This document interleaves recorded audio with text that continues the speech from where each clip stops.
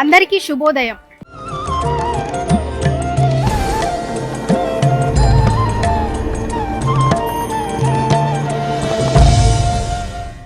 ఈరోజు మనం కేరళలోని అనంత పద్మనాభ స్వామి టెంపుల్కి అయితే వచ్చినాం. ఇక్కడ చూసిండ్రు కదా వెనకాల ఎంత రష్ ఉందో. ఇప్పుడు తగ్గిపోయింది, కానీ అసలు మీ అందరికీ తెలిసిందే అనంత పద్మనాభ స్వామి తిరుపతి మనం రిచెస్ట్ టెంపుల్ అనుకున్నాం.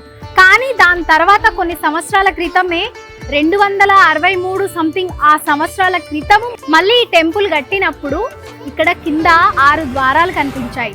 అప్పుడు ఇది ఇంకా తిరుపతి కంటే రిచెస్ట్, ఇండియాలోనే రిచెస్ట్ టెంపుల్ గా మారిపోయింది. సో మీకు అందరికీ తెలుసు అనంత పద్మనాభ స్వామి 3 ద్వారాల నుంచి నాభి అలాగే చేతులు ఫేస్ కనిపిస్తుంది కదా. ఆల్రెడీ మీరు చూసారు కదా. మనం ఎంత అద్భుతంగా ఉన్నారంటే నిజంగా స్వామిని దర్శించుకోవాలనుకుంటే అదృష్టం ఉండాలనుకుంటారు. స్వామి ఆజ్ఞ లేనిదే అనంత పద్మనాభ స్వామిని దర్శించుకోలేమంటారు. నాభి నుంచి పుట్టాడు కాబట్టి ఇక్కడ అనంత పద్మనాభ స్వామి అని చెప్పేసి ఇక్కడ చరిత్ర చెప్తుంది. అట్లానే మనం కొన్ని సంవత్సరాల క్రిందట ఇంత ఈ టెంపుల్ కి ఇంత రష్ గానే ఉండకపోయేది. దీని చరిత్ర తెలుసుకున్న తర్వాత సో అనంత పద్మనాభ స్వామి టెంపుల్ ఎంత రోజు కలకలలాడుతుందన్నమాట భక్తులతో. ఎక్కడెక్కడి నుంచో ఇండియా నుంచి ఫారినర్స్ కూడా ఇక్కడికి వచ్చిన టూరిస్ట్ కూడా ఇక్కడికి వచ్చి దర్శనం చేసుకొని అసలు వెళ్ళారు.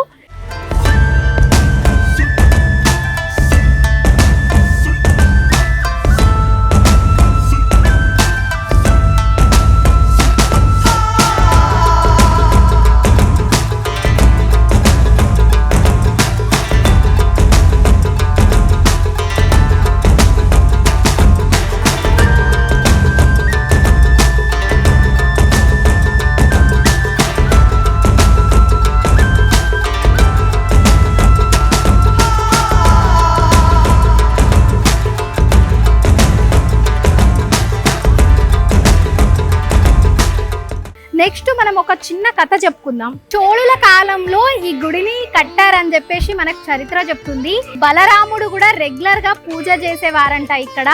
సో అప్పటి నుంచి వాళ్ళు ఇక్కడ రీకన్స్ట్రక్షన్ చేసిన తర్వాత ఒక్కొక్క గది తెరిచేటప్పుడు ఒక్కొక్క దాంట్లో బంగారు జగ్గులు కానివ్వండి, డైమండ్స్, రత్నాలు, శివుడి విగ్రహాలు అన్ని బంగారంతో ఉన్నాయి. ఇంకొక లాస్ట్ ఒక గది తీయడానికి నాగబంధనం ఉందని చెప్పేసి ఋషులు వాళ్ళు వద్దని చెప్పారంట. ఇంకొకటి అది తెరవడానికి కూడా ఇప్పటికీ ట్రై చేసినా ఎవ్వరు తెరవలేకపోయారు. కొన్ని లక్షల కోట్లు ఉన్నాయి ఇప్పటికి తెరిచిన గదులలో విలువ చేసే బంగారం. అట్లనే ఇంకొక గది దానికంటే అత్యంత విలువైనదని చెప్పేసి నిపుణులు చెప్తున్నారు. అట్లనే మీరు ఒకవేళ ఇక్కడ అనంత పద్మనాభ స్వామి టెంపుల్కి రావాలనుకుంటే కేరళ వచ్చిన వాళ్ళు త్రివేంద్రంకి వచ్చి తిరువనంతపురంలో ఇక్కడ ఎక్కడి నుంచన్నా బస్సులు, ఆటోలు, ట్రైన్ నుంచి రావచ్చు, ఫ్లైట్లో కొచ్చి దగ్గర నుంచి రావచ్చు, త్రివేంద్రం దగ్గర కూడా ఉంది. సో మీకు ఈజీ అన్నమాట అనంత పద్మనాభ స్వామి టెంపుల్ కి వచ్చి దర్శనం చేసుకోవడానికి. ఇక్కడ చూసిండ్రు కదా వెనకాల ఈరోజు ఫ్రీ దర్శనం అన్నమాట. విఐపి దర్శనం కానివ్వండి, నార్మల్ దర్శనం కానివ్వండి ఏమీ లేవు. ఫ్రీ దర్శనం ఒక్కొక్క రోజు ఇట్లా పెట్టేస్తారంట.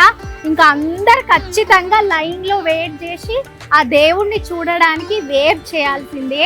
సో మీకు ఇంతకు ముందు చరిత్ర కూడా చెప్పాను కదా. ఇంకొకటి ముఖ్యమైన ఇక్కడ ఏంటిదంటే ఆచారం, ఖచ్చితంగా అమ్మాయిలు అయితే శారీ ఆర్ హాఫ్ శారీ కట్టుకొని రావాలా, అబ్బాయిలు అయితే పైన షర్ట్ లేకుండా లుంగి కట్టుకొని రావాలా. చిన్న పిల్లల దగ్గర నుంచి మీకు చూసే ఉంటారు, చిన్న పిల్లల దగ్గర నుంచి లుంగి కట్టుకొని ఇస్తారు. ఒకవేళ మీరు తెచ్చుకోకపోతే ఇక్కడ అది కూడా ఇస్తారు, ఎంతో పే చేస్తే సరిపోతుంది. అట్లనే తులసి మాల, కమలం పువ్వు, ఎందుకంటే నాభిలో నుంచి కమలం పువ్వు కూడా వచ్చిందంటారు కాబట్టి కమలం పువ్వు సమర్పిస్తే మంచిది అని చెప్తారు.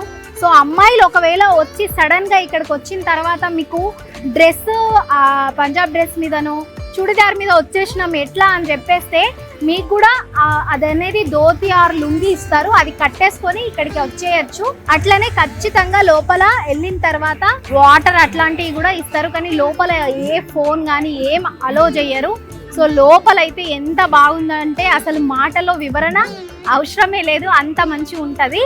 ఇక్కడ ఈ గుడి ధనానికి రక్షణగా వాళ్ళ పాలకులు ఒక కుటుంబం నుంచి వస్తూనే ఉన్నారు. తరతరాలుగా వాళ్ళే చూసుకుంటున్నారు, వాళ్ళే ఉంటారు, ఇప్పటికీ వాళ్ళే చూసుకుంటున్నారు. కానీ ఇప్పటి వరకు అనంత పద్మనాభ స్వామిని చూడని వాళ్ళైతే ఖచ్చితంగా దర్శించుకోవాల్సిందే. ఎందుకంటే 3 ద్వారాలు ఉంటాయి. ఒక్క ద్వారం నుంచి ఒక్కొక్కటి చూడాలా. నిజంగా అద్భుతమైన దృశ్యం అనుకోవచ్చు. ఇక్కడికి వచ్చిన వాళ్ళైతే ఖచ్చితంగా చూడాల్సిందే.